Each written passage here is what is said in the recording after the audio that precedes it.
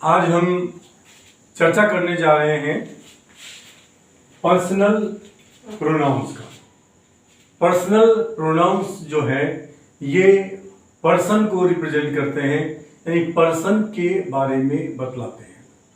Person जिसे हम हिंदी में पुरुष कहते हैं, प्रथम पुरुष, मध्यम पुरुष, उत्तम पुरुष, उसी को अंग्रेजी में हम कहते हैं फर्स्ट पर्सन, सेकंड पर्सन और थर्ड पर्सन। फर्स्ट पर्सन कौन है? फर्स्ट पर्सन है आई या वी। ये क्या है? ये बोलने वाले स्पीकर दो ही हो सकते हैं, चाहे तो आई हो सकता है या वी हो सकता है। इसे कहते हैं हम फर्स्ट पर्सन।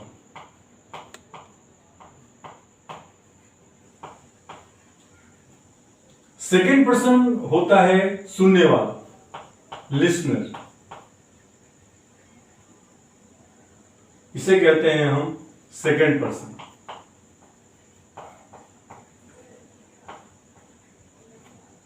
और बाकी जितने भी ये है, ये नाउन्स हैं, ये सब के सब ये है थर्ड पर्सन। थर्ड पर्सन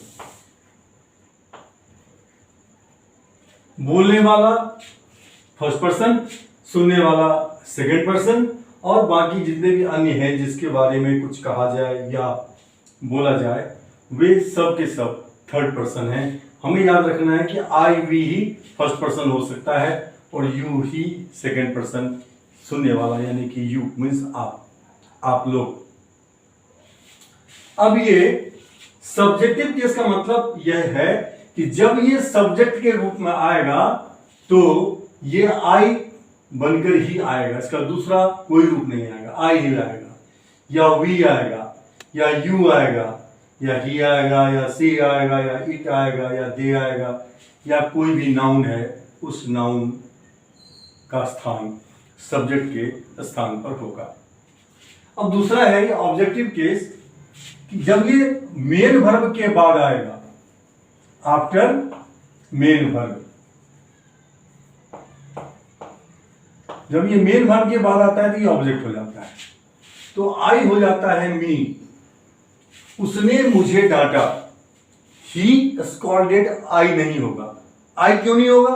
क्योंकि स्कॉल्डेड मेन वर्ब है और मेन वर्ब के बाद जो नाउन या प्रोनाउन आता है वो ऑब्जेक्ट होता है। तो जाहिर सी बात है कि ऑब्जेक्ट की जगह पर जो ये पर्सनल प्रोनाउन का जो ऑब्जेक्टिव केस है उसमें ही आएगा, मी ही आएगा।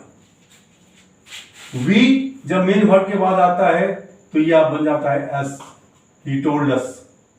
यू सब्जेक्ट में भी यही रहता है यू, और ऑब्जेक्ट में भी रहता है यू। ही जब ऑब्जेक्टिव केस में आता है तो ये हो जाता है हिम। उसने मुझे गाली दी, ही अब्यूज्ड, सॉरी मैंने उसे गाली दी, आई अब्यूज्ड हिम। सी का हो जाएगा हर, दे का हो जाएगा देम, और नाउन्स जो है वो नाउन्स ही रहेंगे, उसमें कोई चेंज नहीं होगा। तो सब्जेक्ट के स्थान पर अगर ये पर्सनल प्रोनाउन जो आएंगे, I we you he she it they या नाउन्स, तो ये इस रूप में आएंगे। मेन वर्ब के बाद आएंगे तो आई का हो जाएगा मी, वी का अस, यू की जगह आएगा यू, ही की जगह आएगा हिम, सी की जगह आएगा हर, इट की जगह आएगा इट। इट का भी इट ही रहता है, ऑब्जेक्ट भी। दे का देम, नाउन जो है वो नाउन ही रहेगा। उसके बाद है कि जब ये पॉजेसिव जो है ये किसी क्या होता है प्रोनाउन जब आता है किसके बाद, या पहले या आता है नाउन के पहले, नाउन के ठीक पहले। पॉजेसिव होता है जो उस वस्तु पर अधिकार बतलाता है। ये होता है अधिकारवाचक, स्वामित्व, अधिकारवाचक या स्वामित्व दर्शाने वाला। और रिलेटिव जो एडजेक्टिव होता है, रिलेटिव प्रोनाउन है ये, जो नाउन के पहले आता है, इसलिए ये एडजेक्टिव कहलाता है। ये दिखाता है संबंध, रिलेशन क्या है। राधा इज माई सिस्टर, यहाँ पे माई जो है रिलेशन बता रहा है, और this is my book, book के पहले आया है तो बुक पे अपना अधिकार जता रहा है। दिस इज माई बुक, ये मेरी किताब है, मैं चाहूँ तो जला दूँ, मैं चाहूँ तो बेच दूँ, ये मेरी प्रॉपर्टी है। लेकिन गीता इज माई सिस्टर, तो वो मेरी प्रॉपर्टी नहीं है, ना उसको मैं जला सकता हूँ ना उसको मैं बेच सकता हूँ। क्यों? क्योंकि वो रिलेशन है। तो ये एक ही शब्द जो है अधिकार भी बतलाता है किसी वस्तु पर, और दूसरा कि किसी व्यक्ति से संबंध भी बतलाता है। तो ये जो आई जब आएगा किसी नाउन के पहले तो ये हो जाएगा माई, उसके बाद कोई नाउन आएगा। अस आएगा किसी नाउन के पहले तो ये हो जाएगा आवर, प्लस नाउन आ जाएगा, हमारा, हमारे, हमारी। यू जो आएगा ये हो जाएगा योर, प्लस में ये नाउन हो जाएगा। और हिम, ही जब आएगा किसी नाउन के पहले हो जाएगा हिज, प्लस नाउन। सी आएगा किसी के पहले तो हो जाएगा हर, प्लस नाउन, उसका, उसके, उसकी। इट जब आएगा तो ये हो जाएगा इट्स, प्लस नाउन। दे जब आएगा किसी नाउन के पहले तो THEIR, प्लस नाउन। और नाउन्स जो आएंगे, नाउन तो नाउन के कुछ के पहले आएंगे नहीं, तो नाउन का कोई पॉजिटिव या रिलेटिव केस में ये आता नहीं है। ये भी पॉजिटिव या रिलेटिव केस में है। ये कौन? Positive pronoun. लेकिन ये एडजेक्टिव इसलिए कहलाता है क्योंकि ये नाउन के ठीक पहले आता है। Is it clear?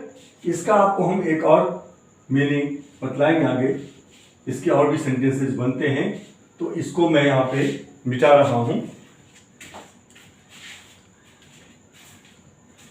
अब यहां पे पॉजेसिव प्रोनाउन क्या होता है? आई का हो जाएगा माइन, वी का हो जाएगा आवर्स, यू का हो जाएगा योर्स,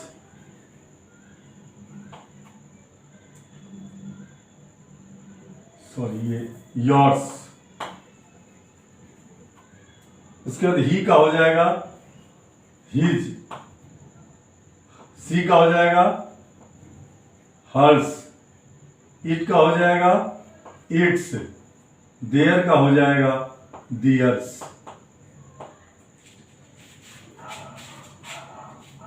अब हम ये समझते हैं कि ये तो ये है कि जब ये एज कॉम्प्लीमेंट आता है तब।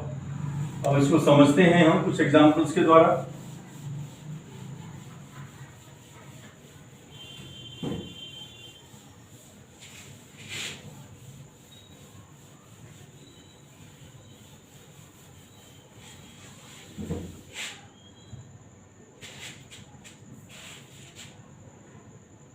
I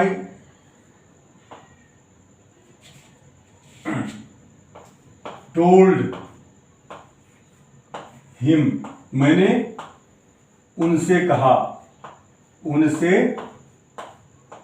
या उससे, मैंने उससे कहा।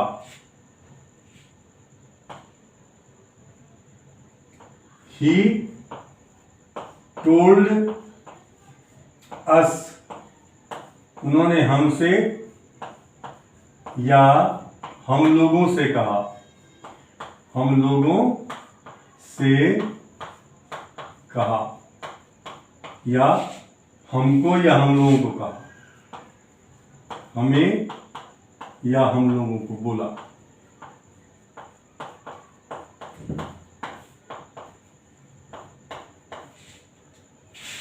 ठीक है? हिम, अस। अब यहां पे गीता टोल्ड यू, ये ऑब्जेक्ट है, तुमको या तुम्हें या तुम लोगों को,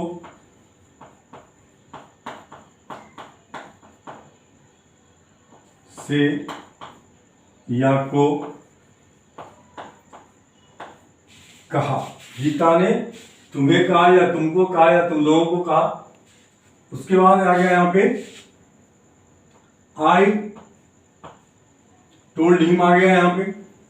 आई का हो गया मी होता है, हो जाएगा he told me, he told me, मुझे या मुझको, मुझे या मुझसे या मुझको। उसने मुझसे कहा या मुझको कहा या मुझसे कहा। आई का मी हो गया, ही का हिम हो गया, वी का हो गया, यू का यू हो गया, सी का ही टोल्ड हर, उसे, उससे या उसको।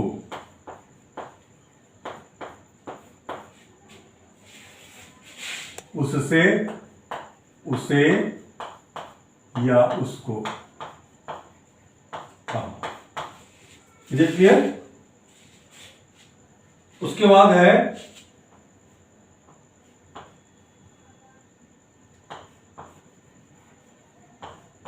The table broke its legs.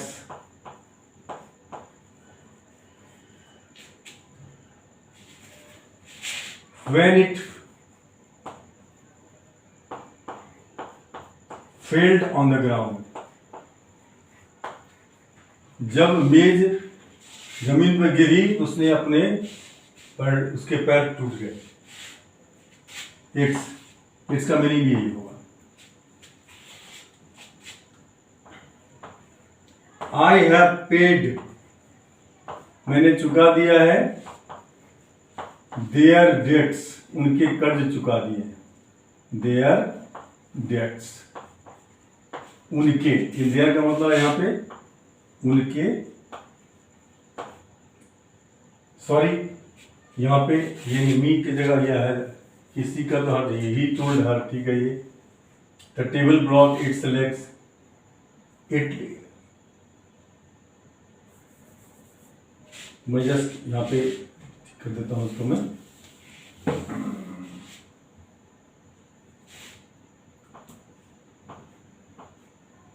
I Brock it, मैंने उसे तोड़ दिया, उसे या उसको, उसे या उसको, किसको तोड़ दिया? कोई निर्जीव वस्तु को तोड़ दिया। उसके बाद आई टोल्ड देम, ये सारे ऑब्जेक्टिव केस हैं। Them, me, you, us, her, it, them, उन्हें या उनसे या उनको। Is it clear? ये पीडीएफ पे मैं आपको नहीं बता रहा हूं, क्योंकि जितनी समझ आपको ब्लैक बोर्ड पे आएगी, क्योंकि ये सारे के सारे चीज मैं डिस्क्रिप्शन में डालता हूं, ताकि आप यहां पे समझ के, जो अगर कुछ उतारना है, आपको कुछ करना है काम घर पे इससे संबंधित, तो you just go to the description, you will find all the details in the description column. Make it sure that whenever you listen to this lecture in respective videos, you go to the description thereafter and you note down the contents, whatever contents you need for your practice. Isn't it? Okay. अब ये objective case आ गया। अब third case जो है बताया मैंने, reflexive, sorry possessive and relative, जो adjective हैं बेसिकली वो पॉजेसिव केस में होते हैं। कैसे? आई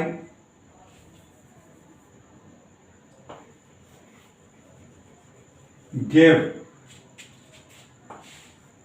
हर, उसका, उसके, उसकी। ये मैं बात कर रहा हूं किसका? पॉजेसिव या रिलेटिव, रिलेशन बतलाने वाला या स्वामित्व बताने वाला जो प्रोनाउन है as adjective, pronoun as adjective, क्योंकि ये नाउन के ठीक पहले आता है, इसलिए ये प्रोनाउन जो है एज एडजेक्टिव जो है प्रयोग में आता है। I gave her book, I gave her book, मैंने उसकी किताब दे दी। और जहां कहीं भी पॉजेसिव एडजेक्टिव आता है या रिलेटिव एडजेक्टिव आता है, उस पॉजेसिव एडजेक्टिव के ठीक पहले उसके बाद नाउन आता है, यहां पे आर्टिकल कभी नहीं आएगा, ये ध्यान रखना। I gave his book, meaning same है। आई गेव देयर बुक,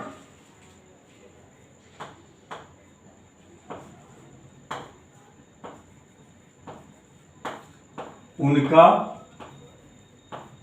उनके, उनकी, ये मीनिंग होता है। आई गेव योर बुक, मैंने तुम्हारा, तुम्हारे, तुम्हारी किताब दे दी। तुम्हारा, तुम्हारे, तुम्हारी किताब दे दी, या आपका, आपके, आपकी, आपका, आपके, आपकी किताब मैंने दे दी। Is it clear? He gave my book, उसने मेरी किताब दे दी। मेरा, मेरे, मेरी। इसी तरह से यहां सेंटेंस हो जाएगा he gave our book,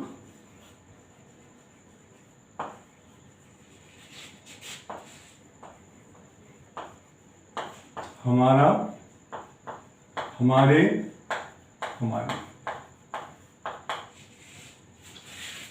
I am sure कि ये आपको आसानी से याद रहेगा।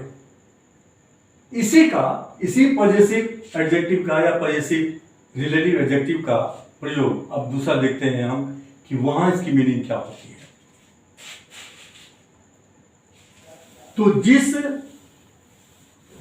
जो सब्जेक्ट है सेंटेंस का,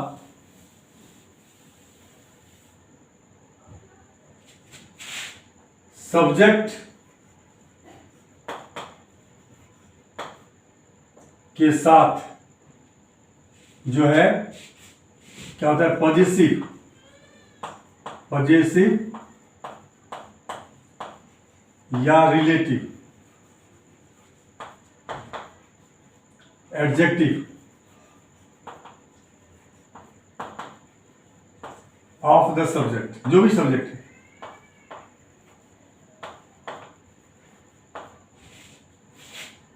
ठीक है, बी सेम, बी सेम। तो इसका मीनिंग होता है अपना, अपने, अपनी। ध्यान रहे कि इसमें मेन वर्ब तो आएगा ही आएगा। इसमें क्या होता है कि सब्जेक्ट के ठीक बाद हेल्पिंग वर्ब हो भी सकता है, नहीं भी हो सकता है, लेकिन मेन वर्ब जरूर हो, मेन वर्ब। और मेन वर्ब के बाद आता है पॉजेसिव एडजेक्टिव, पॉजेसिव या रिलेटिव एडजेक्टिव प्लस में नाउन, कोई भी नाउन। अब समझिए, हम इसी पॉजेसिव एडजेक्टिव का और रिलेटिव एडजेक्टिव का यूज कर रहे हैं मेन वर्ब के ठीक बाद, और इससे पहले जो हमने सेंटेंस किए थे वो किए थे हेल्पिंग वर्ब के बाद, यानी कि एज ए कॉम्प्लीमेंट। लेकिन ये आ रहा है आफ्टर मेन वर्ब, यानी एज ऑब्जेक्ट। ये क्या है, ये जो है पूरा, ये क्या है, ऑब्जेक्ट। ऑब्जेक्ट की तरह जब आएगा, इसका मीनिंग क्या हो जाएगा, इसका मीनिंग हो जाएगा सबका, अपना, अपने, अपनी।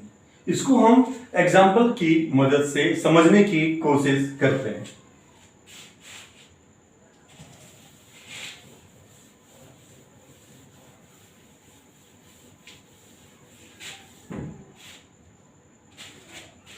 I love my family। ये मेन वर्ब है। एक मैं समझाता हूं, बाकी मैं सेंटेंस कर रहा हूं। आई देखिए इसी से बना है माई, यानी आई के साथ क्या आया है, माई आया है। तो इस माई का मतलब क्या हो जाएगा, अपना, अपने, अपनी। ये नेचुरल मीनिंग है इसकी। मैं अपना काम करता हूं, क्या हो जाएगा, आई डू माई वर्क। या मैं अपना होमवर्क करता हूं, आई डू माई होमवर्क। इसका मतलब है कि मैं अपना होमवर्क करता हूं। ये थोड़ा सा अंतर है यूज में, और लेकिन मीनिंग में उनका कोई रिलेशन नहीं है आपस में। ये ध्यान रखिएगा कि अपना, अपने, अपनी के लिए अर्थ में अगर हम यूज करते हैं इस पॉजेसिव या रिलेटिव एडजेक्टिव का, तो ये तय होना चाहिए कि ये मेन वर्ब के बाद ही आता है। और जिस सब्जेक्ट से वो पॉजेसिव या रिलेटिव एडजेक्टिव बना है, उस सब्जेक्ट के साथ ही के हिसाब से ही मेन वर्ब के बाद वो पॉजेसिव एडजेक्टिव या रिलेटिव एडजेक्टिव आना चाहिए। आई के साथ देखा आपने, हम अपने देश से प्यार करते हैं। We love our country। हम अपने देश से प्यार करते हैं। We love our country या our motherland। अपनी मातृभूमि से प्यार करते हैं या अपने देश से प्यार करते हैं। Is it clear? ओके। उसके बाद you abuse your friends। You abuse your friends। तुम अपने दोस्तों को गाली देते हो। अपने दोस्तों को गाली देते हो। यू के साथ ही हो रहा है। इसका मतलब क्या हो गया, अपना, अपने, अपनी। ठीक है। उसके बाद he pays his fee। वह अपनी फी चुकाता है। She pays her fee। वो अपना फी चुकाती है। It breaks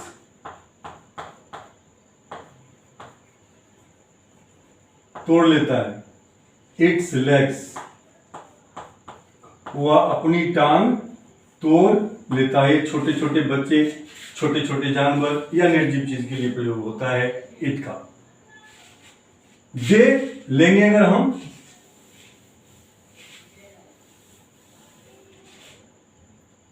तो they are doing their work. वे लोग अपना काम कर रहे हैं।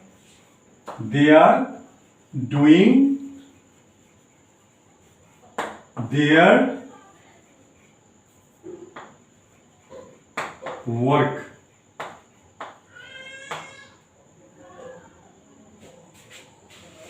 Is it clear? ओके। अब हम आते हैं इसके बाद जो प्लेन पॉजेसिव प्रोनाउन होता है। प्लेन पॉजेसिव प्रोनाउन वो क्या होता है? पॉजेसिव प्रोनाउन ये एज कॉम्प्लीमेंट आता है, यानी कि हेल्पिंग वर्ब के बाद आता है और वाक्य के अर्थ को पूरा करता है। जैसे कि एक सेंटेंस है, हम लेते हैं, this is my book. This is my book. ठीक है। यहां पे ये एडजेक्टिव है। यहां पे क्या है? ये पॉजेसिव एडजेक्टिव। ये पॉजेसिव एडजेक्टिव क्योंकि ये नाउन के पहले आया है। इसका हिंदी होता है यह मेरी किताब है, यह मेरी किताब, मेरी किताब है। ये जो अंतर है ये अगर आप समझ लेंगे, क्योंकि ये बहुत ही छोटी सी चीज है जिसको कि लोग इग्नोर करते हैं और अक्सर बोलने में या लिखने में वो गलती भी करते हैं क्योंकि उन्हें पता नहीं होता। यहां पे पॉजिटिव एडजेक्टिव है तो मीनिंग इसका क्या है? मेरा, मेरे, मेरी। दिस इज माई बुक, यह मेरी किताब है। और इसी को हम दूसरे तरीके से बोले पॉजिटिव प्रोनाउन का यूज करके तो क्या हो जाएगा? This book is mine, this book is mine. इसका हिंदी में मीनिंग क्या हो जाएगा? कि यह किताब मेरी है, यह किताब मेरी है। अब दो सेंटेंस है, दोनों का जो भावार्थ है कहने का वो सेम है, लेकिन देखिए अंतर होने से कैसे पॉजिटिव प्रोनाउन को जगह मिल जाती है कि यह मेरी किताब है तो दिस इज माई बुक, और यह किताब मेरी है तो this book is mine. Is it clear? इसी तरह से this book is mine, this book is ours, this book is yours, this book is theirs. यह उनकी किताब है, यह किताब उनकी है, यह किताब हमारी है, यह किताब तुम्हारी है, यह किताब उसकी है। This book is his. अब ये सेंटेंस बड़ा लगता है अटपटा सा। जब हम कहते हैं कि यह किताब उसकी है, क्या हो जाएगा? This book is his. ये बड़ा अटपटा लगता है सेंटेंस। सुनने वाला भी हो सकता है कि कहते आपको कि तुम्हें अंग्रेजी नहीं आती है, लेकिन आप उसे समझा सकते हैं कि ये हिज जो है ये प्योर पॉजिटिव प्रोनाउन है। ठीक है? दिस इज हिज बुक में हिज पॉजिटिव एडजेक्टिव है, और दिस बुक इज हिज में ये हिज जो है पॉजिटिव प्रोनाउन है। इसको दूसरे तरीके से क्या लिख सकते हैं हम? This is his book, this is his book. यहां हिज बुक जो है वो एडजेक्टिव है हिज। यहां पे हिज क्या है? Pure positive pronoun. Is it clear? This book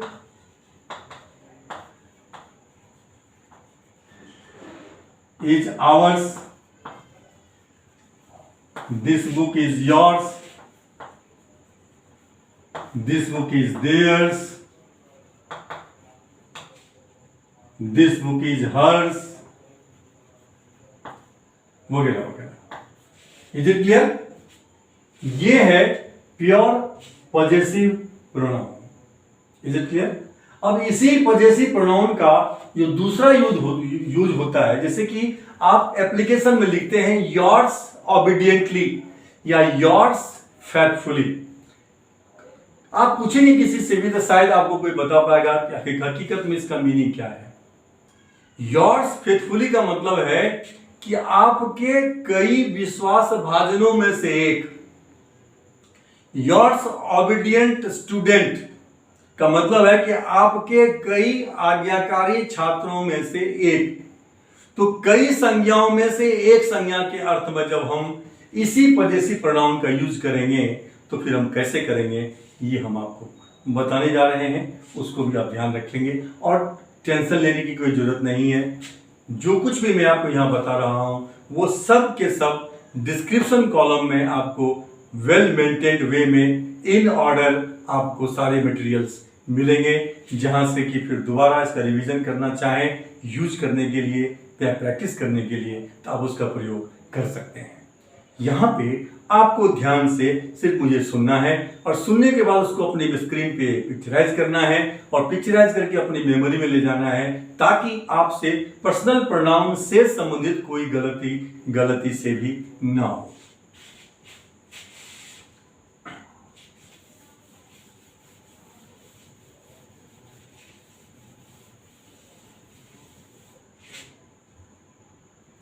अब देखिए यहां पे दिस इज माई बुक।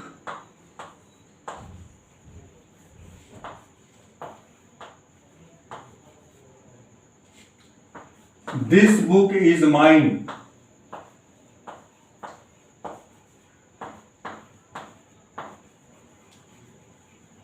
और तीसरा है कि this is a book of mind, this is a book of mind, ये याद रखिएगा। ए क्या यहां पे, ए या एन प्लस सिंगुलर नाउन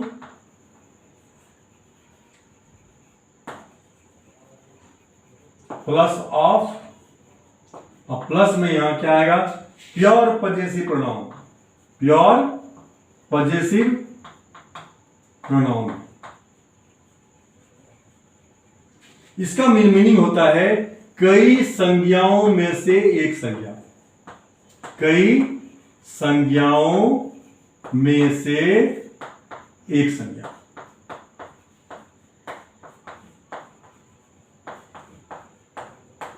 यहां क्या मीनिंग है सेंटेंस का? इस सेंटेंस का मीनिंग है कि यह मेरे कई किताबों में से एक किताब है, यह मेरे कई किताबों में से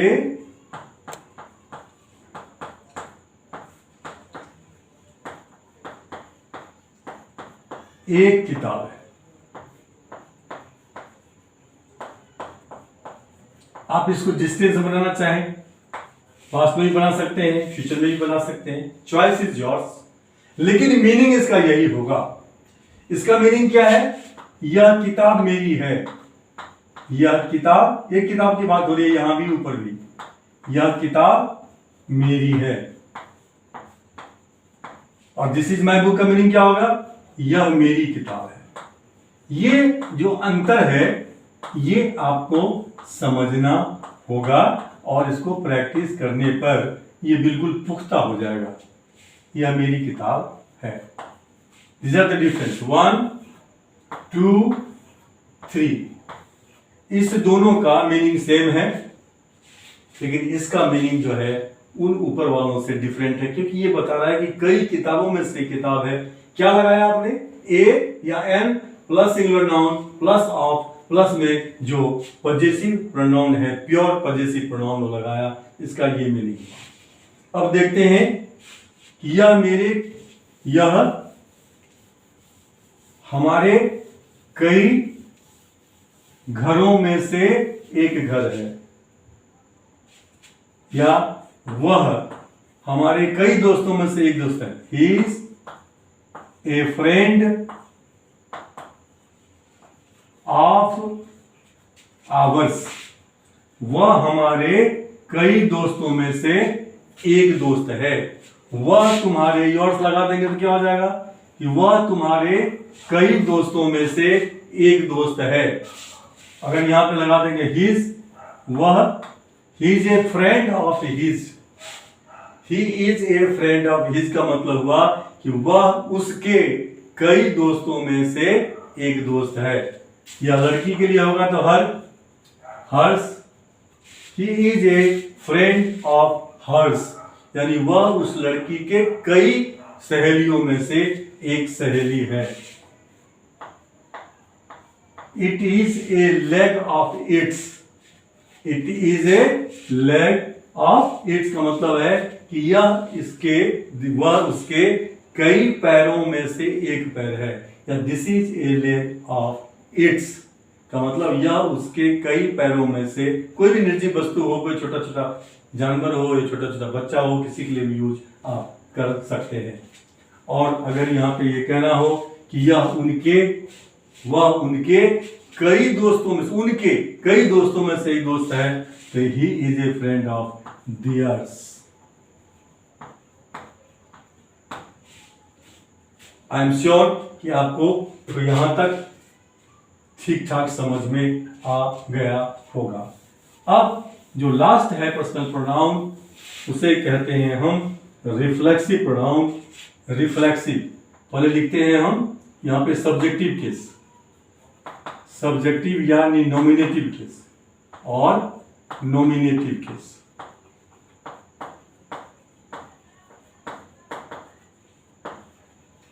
ठीक है, और यहां लिखते हैं रिफ्लेक्सिव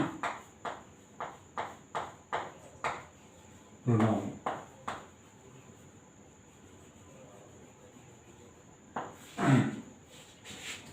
इस रिफ्लेक्सिव प्रोनाउन का मतलब होता है खुद को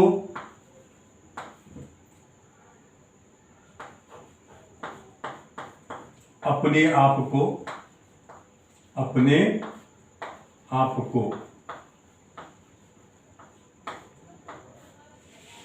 ठीक है, या स्वयं को। सारे का मीनिंग एक ही होता है, स्वयं को। जैसे, और ये ध्यान रहे कि ये मेन वर्ब के बाद आता है। किसके बाद आता है ये जब आफ्टर मेन वर्ब आता है, comes after main verb, comes after main verb as object. यानी कोई नाउन जब नहीं आता है वर्ब के, तो ये ऑब्जेक्ट बन के जब आता है, जैसे कि उसने जो है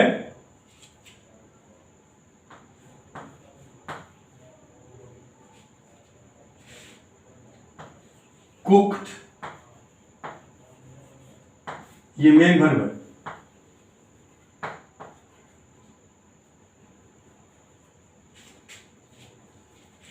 दूसरा मीनिंग क्या होता है? स्वयं या खुद या अपने आप। ये 6 मीनिंग होते हैं इसके, ये याद रखना है। ही कुक्ड हिमसेल्फ, ही के साथ क्या आया? हिमसेल्फ। ही के साथ आएगा हिमसेल्फ, ही का बनता है हिमसेल्फ।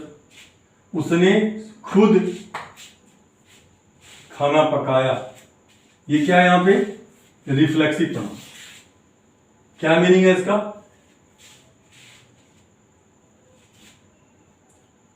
उसने खुद को माफ कर दिया, ही फॉरगेव हिमसेल्फ। यहां हिमसेल्फ का मीनिंग क्या है? अपने आप को, अपने आप को या खुद को या स्वयं को। उसने स्वयं को माफ कर दिया, माफ कर दिया। किसको? खुद को, अपने आप को या स्वयं को। यहां क्या है? ही कुक्ड हिमसेल्फ, उसने खुद खाना पकाया, या उसने स्वयं खाना पकाया, या उसने अपने आप खाना पकाया, अपने आप। याद क्या रखना है आपको? याद ये रखना है कि ये जो रिफ्लेक्सिव प्रोनाउन है, जो ही से बना है, हिमसेल्फ, उसका मीनिंग दो ही होता है जब ये रिफ्लेक्सिव प्रोनाउन होता है, जब ये जो है क्या होता है? मेन वर्ब के ठीक बाद आता है। Is it clear? तो ही से बनता है, हिमसेल्फ बताया मैंने आपको। अब देखेंगे सारे हम आई से लेकर के और दे तक। आई का रिफ्लेक्सिव प्रोनाउन बनेगा माई सेल्फ, वी का आवर सेल्फ्स, यू का अगर सिंगुलर है तो योर सेल्फ, और अगर यूज प्लूरल है तो योर सेल्फ्स। ये ध्यान रखिएगा। ही का हो जाएगा हिमसेल्फ,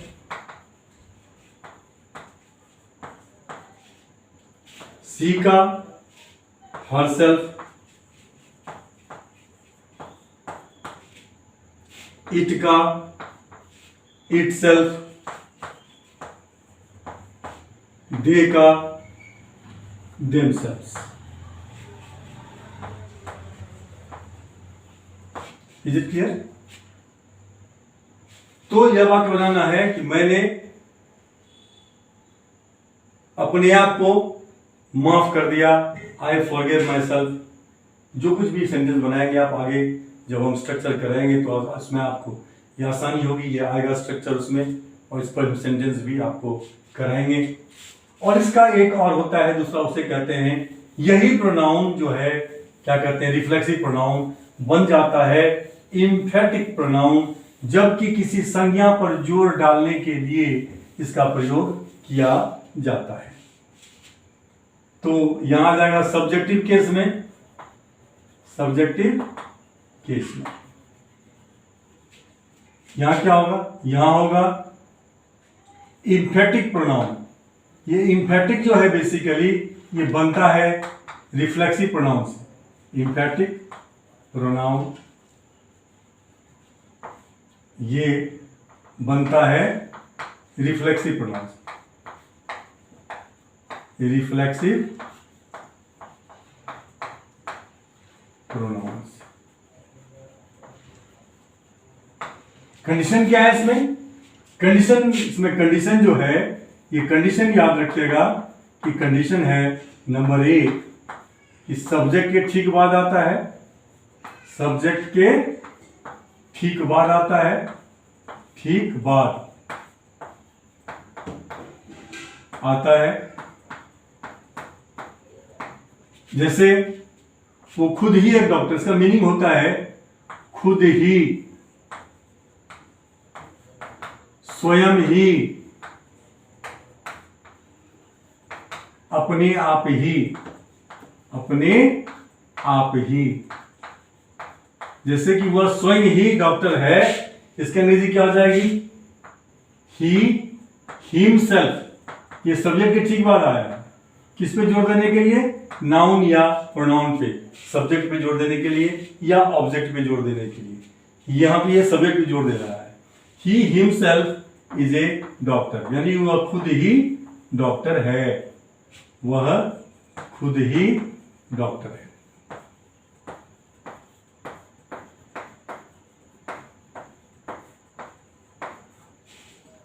कौन सा प्रोनाउन है ये है इंफेटिक प्रोनाउन। क्यों, ये किस पे जोर दे रहा है, ये जोर दे रहा है वह पे, ही पे। ही कौन है, उस पे जोर डाल रहा है। He himself is a doctor, वह खुद ही डॉक्टर है, ये इंफेटिक प्रोनाउन। सेकंड क्या होता है, जब ये ऑब्जेक्ट के ठीक बाद आता है, ऑब्जेक्ट के ठीक बाद आता है।